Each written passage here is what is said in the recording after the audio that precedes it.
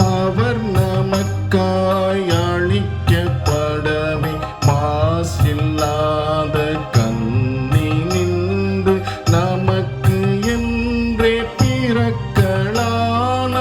அவனி மீதில் அவர் வதிந்து அரிய தேவ வார்த்தையான வித்ததனை விதைத்த பின்னர் உலக வாழ்வின் நாளை மிகவே வியக்கும் முறையில் முடிக்கலானார்.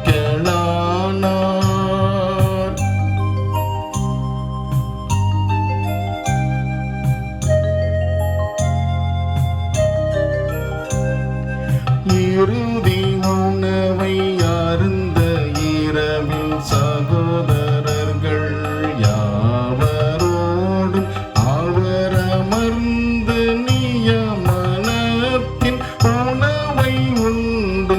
நியமனங்கள் அனைத்தும் நிறைவு பெற்ற பின்னர் 12 சீடருக்கு தம்மை தாமே திவ்ய உணவாய் தம்